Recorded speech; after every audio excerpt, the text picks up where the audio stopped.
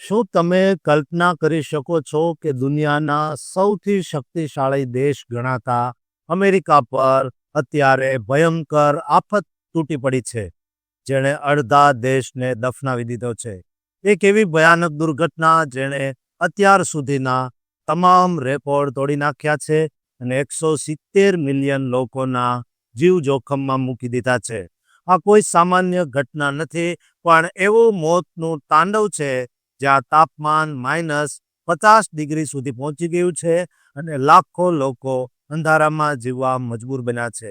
આજે અમે તમને બતાવીશું આ ઐતિહાસિક હિમપ્રપાતની એ સનસનીખેજ હકીકતો જે જાણીને તમારા રૂંવાડા બેઠા થઈ જશે. અત્યારે અમેરિકાના આકાશથી લઈને જમીન સુધી માત્ર કુદરતની ચેતવણી સંભળાઈ રહી છે, કારણ કે ઐતિહાસિક સ્તરનું વિન્ટર સ્ટોર્મ ફન અમેરિકાના મોટાભાગના હિસ્સાને ધમરોળી રહ્યું છે. આ ભયાનક વાવાઝોડાએ આખા દેશની ગતિ અટકાવી દીધી છે અને અત્યાર સુધી લગભગ 8,000થી વધુ ફ્લાઇટ્સ રદ કરવામાં આવી છે. ડેલ્ટા અને અમેરિકન એરલાઇન્સ જેવી મોટી કંપનીઓ તો ઠીક, પણ એર ઇન્ડિયાએ પણ સાવચેતીના ભાગરૂપે પોતાની તમામ ઉડાન બંધ કરી દીધી છે.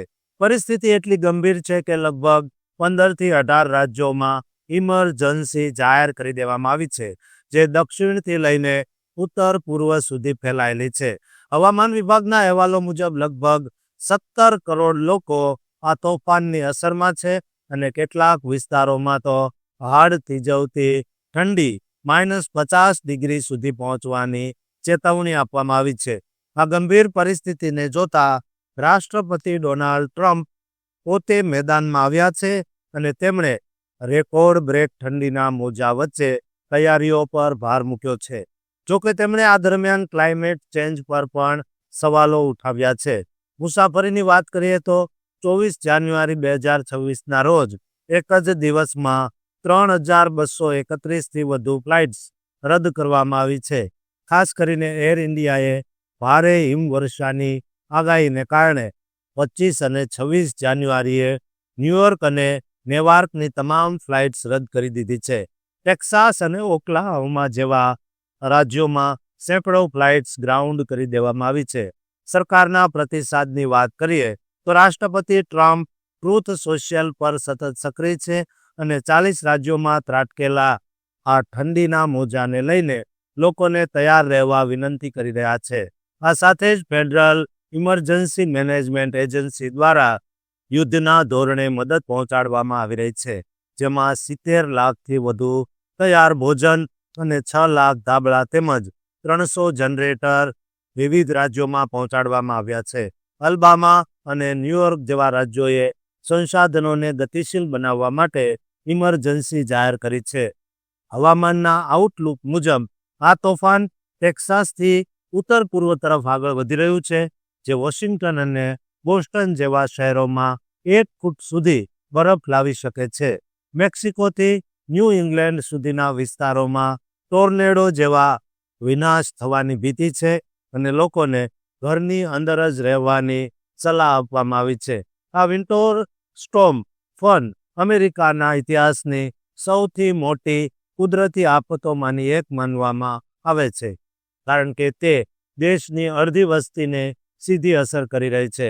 ભલે આ પહેલા 2019 અને 2022માં પણ આવી જ ઠંડી પડી હોય, પણ આ વખતે બરફ અને બર્ફીલા વરસાદનું મિશ્રણ આર્થિક રીતે અબજો ડોલરનું નુકસાન કરી શકે છે. આ તોફાન મેક્સિકોના અખાત પર બનવાનું શરૂ થયું અને કેનેડાની ઠંડી હવા સાથે ભળતા તે અત્યંત ઘાતક બની ગયું. દક્ષિણના રાજ્યોમાં વીજળીની લાઈનો પર બરફ જામવાના કારણે મોટા પાયે બ્લેકઆઉટ થવાની શક્યતા છે. આ ભયાનક પરિસ્થિતિમાં નેશનલ ગાર્ડની ટુકડીઓને પણ તૈનાત કરવામાં આવી છે અને લોકોને બિનજરૂરી મુસાફરી ટાળવા તેમજ ગરમ કેન્દ્રોનો આશરો લેવા કહેવામાં આવ્યું છે. આ કુદરતી કહેર વચ્ચે અમેરિકા અત્યારે થંભી ગયું છે અને લોકો સુરક્ષિત રહે તે માટે પ્રાર્થના કરી રહ્યા છે. મારી તમામ ગુજરાતીઓને વિનંતી છે કે તેઓ પણ ઘર બહાર ન નીકળે. આ જે સ્ટોર્મ ચાલી રહ્યું છે તેના વિશે તમારું જે કોઈ મંતવ્ય હોય, તમે હેરાન થઈ રહ્યા હો તો કોમેન્ટ બોક્સમાં જરૂર લખજો. અમે તમારા અવાજને વાચા આપીશું. આ ચેનલમાં તમે નવા હો તો ચેનલને સબસ્ક્રાઈબ કરી દેજો.